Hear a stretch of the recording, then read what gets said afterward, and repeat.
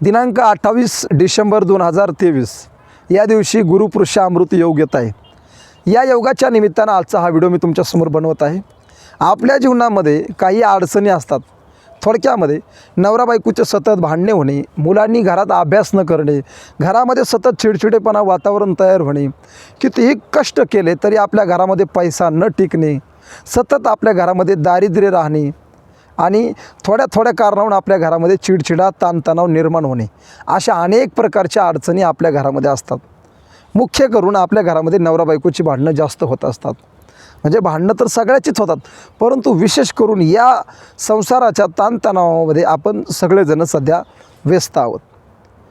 आपल्याला जर या गोष्टीपासून मुक्त व्हायचं असेल, कोणत्या भांडणापासून, घरातल्या दारिद्र्यापासून आणि आपल्या घरातल्या मुलांनी योग्य पद्धतीने अभ्यास करावा, आपल्या घरामध्ये शांत सुखद वातावरण निर्माण व्हावा, याकरिता गुरुपुरुष अमृत योग आपल्यासाठी सुवर्णकाळ आहे।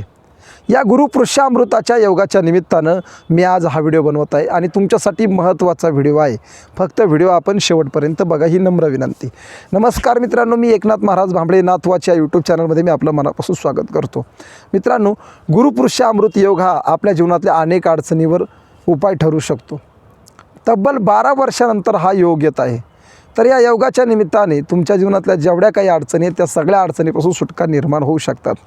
तर मित्रांनो, पहिली अडचण आता तुमच्या डोळ्यासमोर मी उभी करतो। पहिली अडचण आहे, बऱ्याच लोकांनी आम्हाला फोन केले की गुरुपुरुष अमृत योग म्हणजे काय। तर गुरुपुरुष अमृत योग हा आपल्या भारतीय संस्कृतीतला सर्वात मोठा योग आहे। या योगाच्या दिवशी आपण ज्या गोष्टी करू त्या गोष्टीचं फळ आपल्याला निश्चित भेटतं। आपल्या भारतीय संस्कृतीमध्ये 3.5 मुहूर्त सांगितले जातात। त्याच्यापैकी जे 3.5 मुहूर्त असतात त्या 3.5 मुहूर्तापैकी अक्षय तृतीया हा जो मुहूर्त आहे, अक्षय तृतीयाला जेवढं महत्त्व आहे तेवढंच महत्त्व गुरुपुरुष अमृताला आहे। या गुरुपुरुष अमृतामध्ये आपल्याला माता लक्ष्मी आणि भगवान विष्णूंची पूजा विशेष फलदायी ठरते। आणि या दिवशी काही आपण खरेदी केली, थोडक्यामध्ये सोनं चांदी म्हणा, गाडी म्हणा, तर याचा आपल्याला पुरेपूर फायदा घेता येऊ शकतो। म्हणजे याचा थोडक्यात आपल्याला पूर्ण फायदा होतो। तर मित्रांनो, गुरुपुरुष अमृत योग कसा येतो बघा। ज्या टायमाला आपल्या भारतीय संस्कृतीमध्ये 27 नक्षत्र आहेत आणि या 27 नक्षत्राचं आगमन, त्यापैकी पुरुष नावाचा जो नक्षत्र आहे, या नक्षत्राचं आगमन जर रविवारी झालं तर रवी पुष्प येतं आणि हेच आगमन जर गुरुवारी झालं तर त्याला गुरुपुरुष अमृत योग असं म्हणतात। आणि यावर्षी तब्बल 12 वर्षानंतर हा गुरुपुरुष अमृत योग आपल्याला पाहायला मिळत आहे। तर या गुरुपुरुष अमृताच्या योगाच्या निमित्ताने तुमच्या जीवनात जेवढ्या अडचणी आहेत त्या सगळ्या अडचणीवर आपल्याला उपाय सापडत आहेत। तर मित्रांनो, त्या अडचणी कोणत्या आणि त्या अडचणीवर उपाय काय हे मी तुम्हाला सांगणारच आहे। फक्त व्हिडिओ शेवटपर्यंत बघा। पहिली अडचण आपल्या घरामध्ये सगळ्यात मोठी अडचण आहे, आपल्या घरामध्ये सतत ताणतणाव तयार राहतो।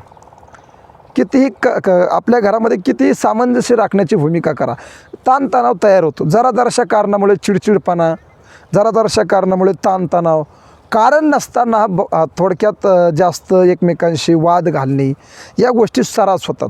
तर ह्या गोष्टीपासून जर आपल्याला टाळायचं असेल, या गोष्टी आपल्या घरात जर टाळायच्या असतील, थोडक्यामध्ये आपल्या घरामध्ये ताणतणाव नष्ट करायचा असेल तर गुरुपुरुष अमृत योग उद्या आहे।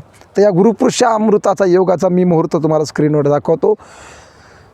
दिनांक 28 डिसेंबर या दिवशी सकाळी 7 वाजल्यापासून म्हणजे 6:55 ते दुसऱ्या दिवशी सकाळी 8:30 हा गुरुपुरुष अमृत योग आपल्याला पाहायला मिळत आहे। आणि ह्या योगामध्ये आपल्याला हे उपाय करायचे आहेत। तर पहिला उपाय आपल्याला सांगायचा आहे की आपल्या घरामध्ये ताणतणाव आहे। तर या ताणतणावापासून जर आपल्याला मुक्त व्हायचं असेल तर सगळ्यात पहिला उपाय आपल्याला गुरुपुरुष अमृताच्या दिवशी करायचा आहे। सकाळी गुरुपुरुष अमृत म्हणजे 28 डिसेंबर या दिवशी सकाळी आपल्याला लवकर उठायचं आहे आणि माता लक्ष्मी आणि भगवान विष्णूची आपल्याला पूजा करायची। आणि पूजा झाल्यावरती आपल्या घराचा जो पूर्व दिशेला दरवाजाचं तोंड असतं त्या दरवाजावरती आपल्याला स्वस्तिक आणि शंखाचे चित्र काढायचे आहेत। स्वस्तिकाच्या आणि शंखाच्या चित्राचं पूजन आपल्याला त्या दिवशी करायचं आहे। आणि त्या दिवशी शंखाने अभिमंत्रित केलेलं पाणी, तो मंत्रसुद्धा मी तुम्हाला सांगतो।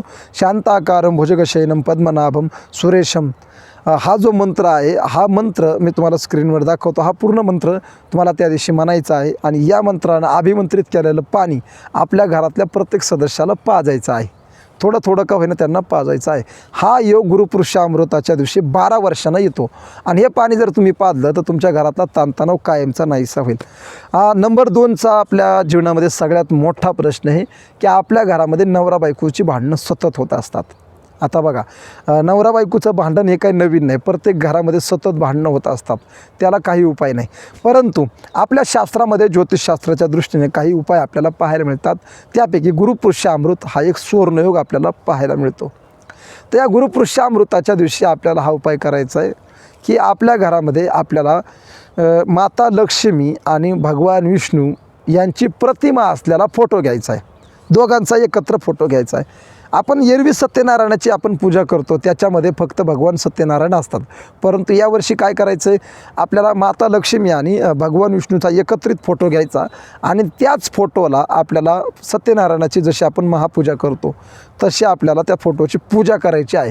सत्यनारायणाची पूजा तर प्रत्येक घरी होत असते, अगदी त्याचप्रमाणे त्या भगवान विष्णूच्या आणि माता लक्ष्मीच्या फोटोची पूजा करायची आणि पूर्ण दिवसभर म्हणजे उद्याचा गुरुवार आपल्याला पूर्ण उपवास करायचा आहे. पूर्ण गुरुपुरुषामृताचा उपवास आपल्याला करायचा आहे आणि हा उपवास जर आपण पूर्ण दिवसभर केला आणि तर याचं फळ म्हणून आपल्या घरातले नवरा बायकोची जेवढी काही भांडणं होतात त्या सगळ्या भांडणापासून आपण मुक्त होऊ शकतो.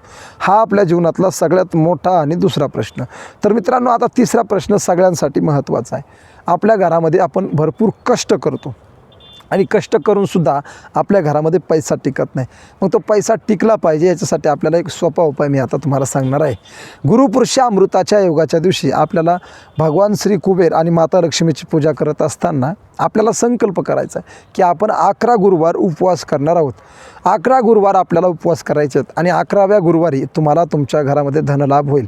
तर व्हायचं काय, आपल्याला श्रीसूक्ताचं पठण आपल्याला दर गुरुवारी आपल्या घरामध्ये देवाऱ्यासमोर करायचं आहे. श्रीसूक्त कशा प्रकारे असतं हे तुम्हाला मी ऑनलाईन आपल्याला लिंक पाठवतो, त्याच्यावर आपण बघू शकता. माता लक्ष्मीचं ते स्तोत्र आहे किंवा कनक स्तोत्र आहे. कनकधारा नावाचं एक स्तोत्र आहे, शंकराचार्यांनी लिहिलेलं. या स्तोत्राचं सुद्धा आपण पठण करू शकता, या मंत्राचं सुद्धा आपण पठण करू शकता. फक्त आपल्याला काय करायचं आहे, 11 गुरुवार आपल्याला उपवास करायचा. हा 11 गुरुवार आपण जर उपवास केला तर आपल्या घरामध्ये धनसंपत्तीचा लाभ होऊ शकतो.